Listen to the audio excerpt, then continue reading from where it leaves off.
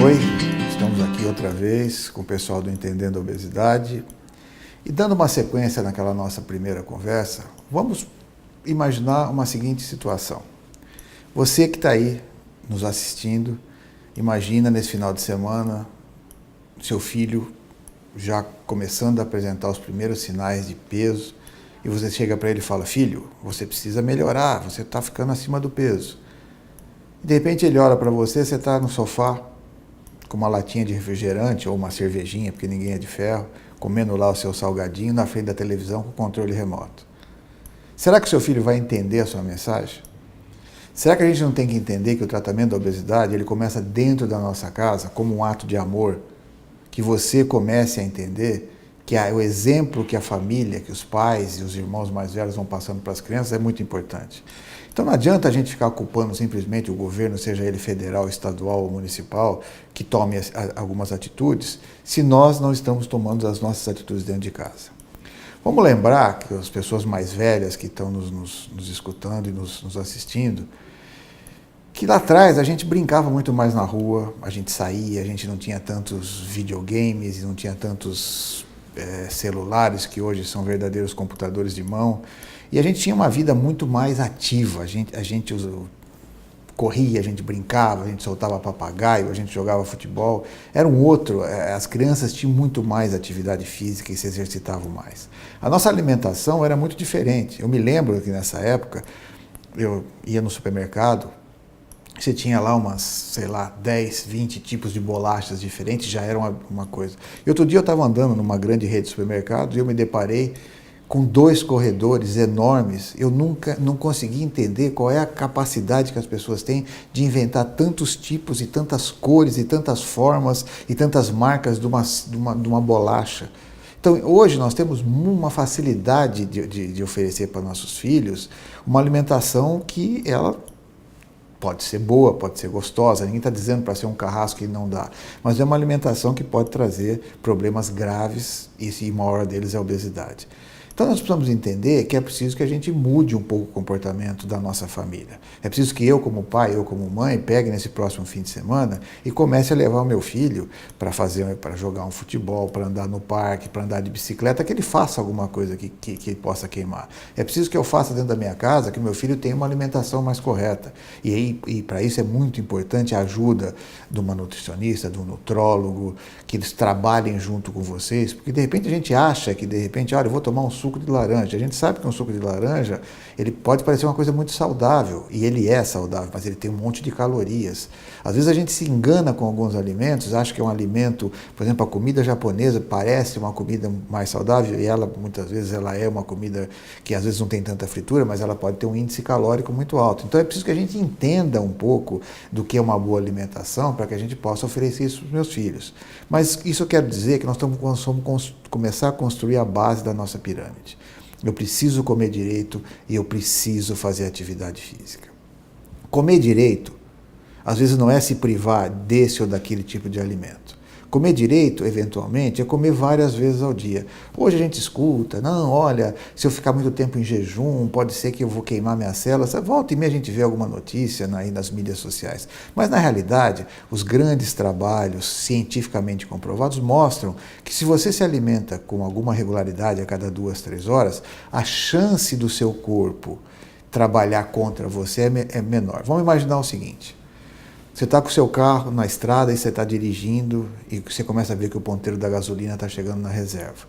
E aí você não sabe onde é que tem um posto. O que você vai fazer? Você vai economizar. Você começa a tirar o ar-condicionado, você começa a colocar o teu carro na banguela, como dizia. Ou seja, você faz tudo, diminui a velocidade, você faz tudo para economizar. O corpo funciona mais ou menos dessa maneira. Se eu não ofereço comida, gasolina, a cada 2, 3 horas, ele vai cada vez mais, ele vai economizando. Existe um hormônio chamado grelina, que esse hormônio é o regulador dessa vontade de comer que a gente tem. Vamos imaginar o seguinte, se eu estou com o meu estômago vazio, essa grelina está em 100.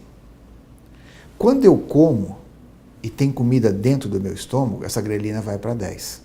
Então, todo o problema que eu tenho de fome seria uma relação entre 10 e 100, ou seja, de 90. Então, de manhã, eu acordei, estou com fome, tomo meu café da manhã.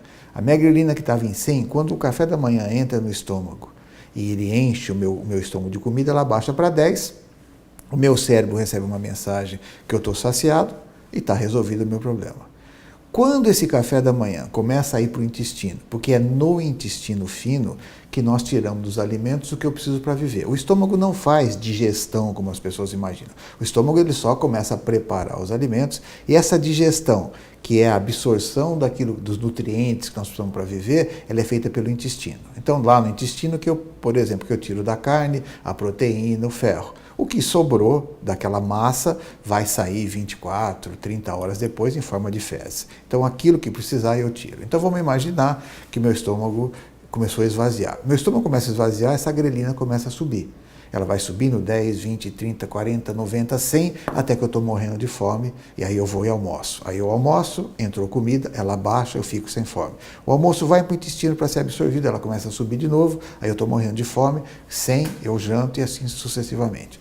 Vamos imaginar uma pessoa que ela tomou café da manhã e por algum motivo ela não almoçou. Ela tomou um shakezinho ou comeu uma frutinha e tal na hora do almoço. Essa grelina que estava em 100, ela baixou ali para uns 80. E aí ela continua a tarde inteira sem comer e ela chega em casa no jantar e vai jantar. Como ela vive de dieta, ela vai comer um peito de frango grelhado com 2 folhinhas de alface. Ela ficou tanto tempo em jejum, tanto tempo o organismo dela ficou sem comida, que naquele momento que ela vai comer aquele peito de frango, o corpo transforma aquele peito de frango numa feijoada completa. Ou seja, não adiantou nada ela ficar muito tempo em jejum, porque o corpo estava tão desesperado, tão ávido por energia, que a hora que ele pegou um pouquinho de comida, ele foi lá e tirou toda a energia que aquela comida tem. Lembra da primeira aula que nós falamos do metabolismo? Então, é isso. O meu metabolismo ele me protegeu, fez meu corpo gastar menos energia e na hora que eu tive um pouquinho de comida, ele tirou toda a energia daquela minha comida. Vamos voltar, por exemplo, do carro. Então, quando eu estava chegando, eu achei que meu carro ia parar, eu achei um posto. Eu vou lá, encho o tanque até o limite e ainda falo para o cara do posto, olha, enche esse galão aqui, que eu vou levar esse galão, porque eu não sei se eu vou ter outro problema de gasolina. O galão é a gordurinha que nós vamos economizando, ou seja, eu enchi meu tanque, ainda peguei um excesso. Por isso que a gente sempre escuta, olha, tome seu café da manhã, no meio da manhã faça uma refeição, almoce, no meio da tarde faça um lanche, jante e antes de dormir coma alguma coisa. Porque com essa atitude, eu vou fazer minha grelina não subir até 100, ela vai ter pequenas variações durante o dia inteiro, e é como se meu corpo achasse que eu moro no paraíso. Eu estiquei a mão, tem comida. Por que ele vai se preocupar comigo se eu estou dando para o meu corpo, a cada 2, 3 horas, uma quantidade de energia? Ele vai se preocupar com aquela outra pessoa que tomou café da manhã e só foi jantar. Então é preciso que a gente entenda que a alimentação ele é muito importante e é importante que a gente tenha essa alimentação balanceada, que a gente coma uma porcentagem correta de proteínas, uma porcentagem correta de frutas, legumes e vegetais e até uma porcentagem correta de carboidrato. Se eu comer várias vezes ao dia e balancear essa minha alimentação, isso que a gente chama de reeducação alimentar. Ninguém aqui falou em dieta, a gente falou em comer direito. E por outro lado, da minha base que eu falei, a atividade física.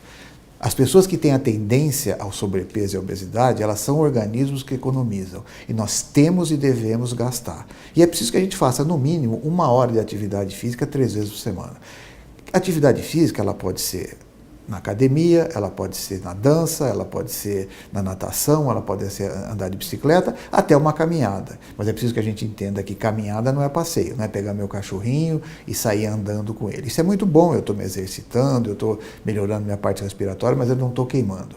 Exercício para queimar, ele precisa ter regularidade, ele precisa ter cadência, ele precisa ter frequência. Então, quando a gente fala caminhada, é uma caminhada que eu tenha método de caminhada. Se eu ando 1,5 km em meia hora, daqui um mês eu tenho que andar 1,20 km em meia hora, ou eu tenho que andar 1 km em 25 minutos. Ou eu vou aumentando o meu percurso, ou eu diminuo o meu tempo. E que eu tenha, no final desse meu exercício, que eu tenha mostrado que eu perdi alguma coisa. Eu tenho que suar, eu tenho que estar cansado, não excessivamente cansado. Por isso que o profissional da atividade física é muito importante para que ele te oriente a fazer um exercício correto, para que você não tenha lesão. E aí é preciso que a gente entenda que nós temos que comer direito e temos também que fazer atividade física. Se eu começo com isso, qualquer tratamento que eu venha colocar acima dessa nossa base, nós vamos ter sucesso, seja ele clínico, seja ele um balão intragástrico ou ele seja um tratamento cirúrgico. Então, na segunda aula, a gente falou um pouquinho sobre como prevenir a obesidade e como a base de qualquer tratamento. De novo, eu lembro para vocês, entre no blog do pessoal do Entendendo a Obesidade. É muito importante que vocês façam essa interação com eles, porque assim eles vão saber que o serviço deles está sendo bem feito, que o objetivo que era levar essa informação para vocês está sendo alcançado. Muito obrigado e até o nosso próximo encontro.